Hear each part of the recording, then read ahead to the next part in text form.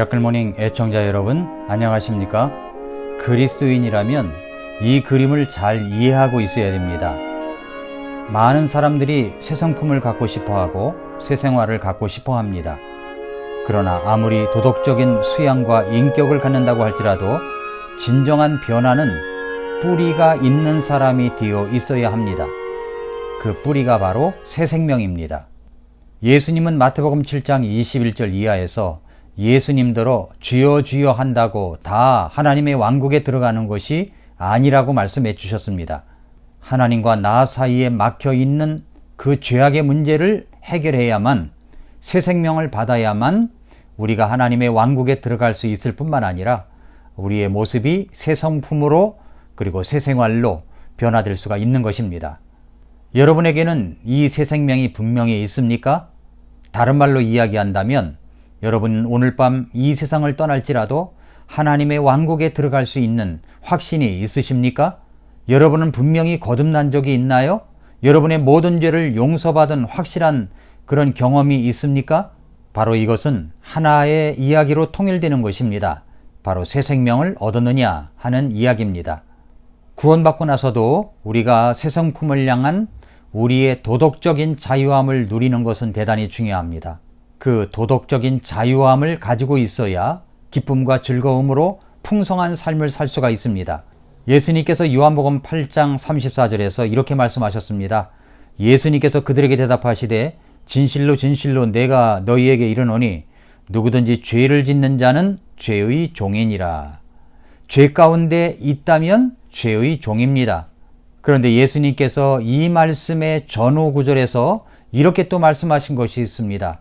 요한복음 8장 32절과 그리고 36절에 보면 또 너희가 진리를 알지니 진리가 너희를 자유롭게 하리라 하시니 그러므로 아들이 너희를 자유롭게 하면 너희가 참으로 자유롭게 되리라. 그러니까 우리의 참 자유는 예수 그리스도의 새 생명을 얻은 그 순간부터 시작된다고 말씀하시고 있습니다. 진리 대신 예수님을 알고 나면 참 자유가 시작되는 것입니다. 갈라디아서 5장 1절에서도 그리스도께서 우리를 자유롭게 하려고 자유를 주셨으니 그러므로 그 안에 굳게 서고 다시는 속박의 멍에를 매지 말라 말씀했습니다. 그리스도께서 우리에게 자유를 주셨습니다. 갈라디아서 5장 13절에서도 형제들아 너희가 부르심을 받아 자유함에 이르렀으나 오직 자유를 육신의 기회로 쓰지 말고 사랑으로 서로 섬기라 말씀하셨습니다. 주님께서 우리에게 이 자유를 주셨습니다. 이 자유는 너무나도 소중한 것입니다. 우리나라는 자유 대한민국 국가입니다. 만약에 이 자유를 잃어버린다면 우리는 신앙생활 하기도 어렵고 여러 가지 생활이 무척 고달프며 고통 속에 들어가게 될 것입니다. 공산주의가 지배하고 있는 자유를 잃어버린 나라와 그리고 자유민주주의 국가와 비교해서 한번 생각해 보십시오. 우리나라는 자유 대한민국입니다. 근간에 헌법을 개정해야 된다고 이야기가 나오고 있습니다. 그런데 전에부터 계속 내려오는 이야기를 들어보자면 이 헌법을 개정하려고 하는 사람들 마음속에 헌법 속에 들어있는 그 자유를 빼버리려고 하는, 자유라는 단어를 빼버리려고 하는 움직임이 있는 것 같습니다. 절대로 그렇게 되어서는 안 됩니다. 헌법은 그렇게 바꿔서는 안 됩니다. 우리나라는 자유 대한민국입니다. 자유가 없는 국가는 진정한 삶을 살아갈 수가 없습니다. 자유 대한민국이기 때문에 우리가 지금까지 복음을 마음대로 전할 수가 있고 복음이 우리에게까지 올 수가 있었고 세계 만방 곳곳에 복음을 수출하는 대한민국 세계 선교 국가가 될 수가 있었던 것입니다.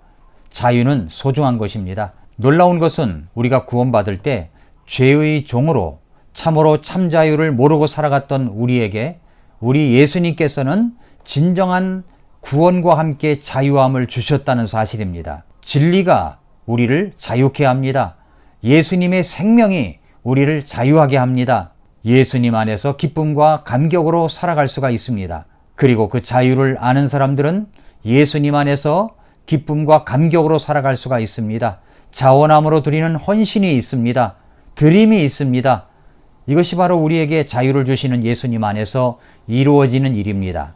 이것은 억지로가 아닙니다. 인색함으로가 아닙니다. 오직 자원함과 기쁨으로 모든 것을 할 수가 있는 것입니다. 그것은 바로 우리 안에 성령께서 주시는 자유가 있기 때문에 그렇습니다. 우리가 이렇게 도덕적인 자유와 해방을 갖기 위하여 알아야 될 몇 가지 사실이 있습니다. 그 첫 번째로는 인간은 세 가지 유형으로 분류될 수 있다는 것을 알아야 됩니다. 첫 번째는 육신적인 인간, 본성에 속한 인간입니다. 영어 성경에도 natural man이라고 되어 있습니다. 에베소 2장 1절에 보면은 우리가 범법과 죄들 가운데 죽었던 우리를 살리셨다고 말씀했습니다. 고린도전서 2장 14절에서는 그러나 본성에 속한 사람은 하나님의 영의 것들을 받아들이지 아니하나니 그것들이 그에게는 어리석은 것이니라. 또 그가 그것들을 알 수도 없나니 이는 그것들이 영적으로 분별되기 때문이니라.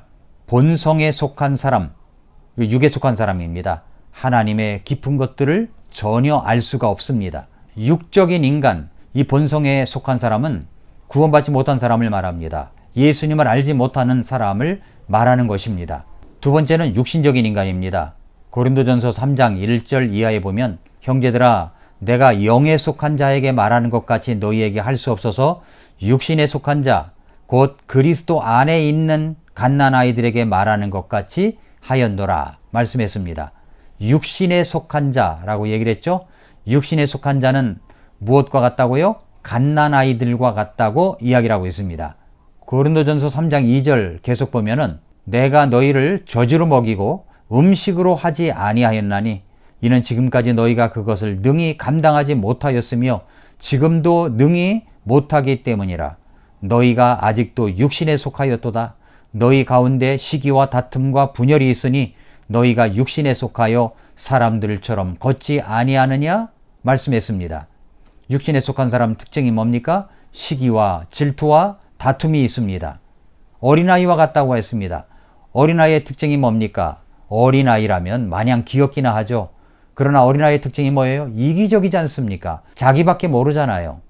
이기적인 모습이 있습니다. 이렇게 이기적인 모습들 갖고 있는 사람을 신앙이 자라가야 됨에도 불구하고 이기적인 모습을 계속 갖고 있는 사람을 성경은 육신적인 사람이라고 일컫고 있는 것입니다. 이런 사람은 육신의 충동이 영적 충동보다 강한 사람입니다. 그러니까 자기 삶을 지탱하는 것은 육신의 충동질에 의해서 움직여지는 사람이지 영의 충동에 의해서, 영의 감격에 의해서 움직여지지 않는 사람입니다. 육신에 속한 사람입니다. 그런 사람의 양심은 늘 육신적인 충동 속에 있기 때문에 늘 갈등과 고민과 좌절 속에 있습니다. 인격은 정욕의 지배를 받아서 구원받지 않은 사람처럼 보일 때도 있습니다. 육신에 속한 사람을 말합니다. 그리고 세 번째로는 영에 속한 사람입니다. 고린도전서 2장 15절부터 16절에 보면 오직 영에 속한 사람은 모든 것을 판단하나 그 자신은 아무에게도 판단을 받지 아니하느니라. 누가 주의 생각을 알아서 그것을 가르치겠느냐? 그러나 우리가 그리스도의 생각을 가졌느니라. 영에 속한 사람의 특징을 보면은 그 생각하는 것이 태도가 예수 그리스도와 같다는 것입니다. 빌립보서 2장 5절에 이렇게 말씀하셨죠. 너희 안에 이 생각을 품을지니 그것은 그리스도 예수님 안에도 있던 생각이라고 그랬습니다. 영에 속한 사람은 그리스도의 생각과 태도를 가지고 있습니다. 예수님처럼 생각하고 예수님처럼 움직이려고 합니다. 이것은 영에 속한 사람의 특징입니다. 예수님께서는 빌립보서 2장 6절부터 8절에 보면은 예수님은 하나님과 동동되셨지만 그것을 취하지 아니하시고 이 땅까지 내려오셔서 자기를 낮추시고 종의 형체를 가져 죽기까지 복종하셨다고 말씀합니다. 그것은 바로 십자가의 죽으심입니다. 이런 자세와 태도를 가진 사람을 가리켜서 영에 속한 사람이다 라고 말씀을 하고 있습니다. 생각이 그리스도를 닮은 사람, 생각이 예수님을 닮은 사람입니다. 사랑하는 애청자 여러분, 여러분은 어떤 부류에 속한 사람입니까? 만약에 여러분이 육에 속한 사람이라서 아직도 구원도 모르고 예수님의 십자가의 의미도 모른다면 오늘 여러분은 구원을 받으셔야 됩니다. 미라클 모닝 채널 542번을 들으시면 여러분을 위한 구원 상담이 영상으로 되어 있기 때문에 그것을 자세히 보시고 예수님을 영접하시기를 바랍니다. 그러나 이 방송을 듣는 많은 분들이 예수 그리스도를 구주로 믿은 그리스도인이 많을 것이라고 생각합니다. 우리 속에 갈등과 좌절과 고통이 있는 이유가 무엇입니까? 어떤 때는 육신에 속한 사람처럼 살고, 어떤 때는 영에 속한 사람처럼 살고, 이렇게 하루에도 몇 번씩 왔다 갔다 하는 내 마음 때문에 괴로울 때가 있지 않습니까? 그럼에도 불구하고 우리가 육신에 속한 사람이라고 할지라도 하나님의 말씀을 계속 듣고 적용하면 우리의 삶에 말씀이 충만한, 성령이 충만한 사람이 될 수가 있습니다. 영에 속한 사람의 생각을 가질 수가 있습니다. 영에 속한 사람의 태도를 가질 수가 있습니다.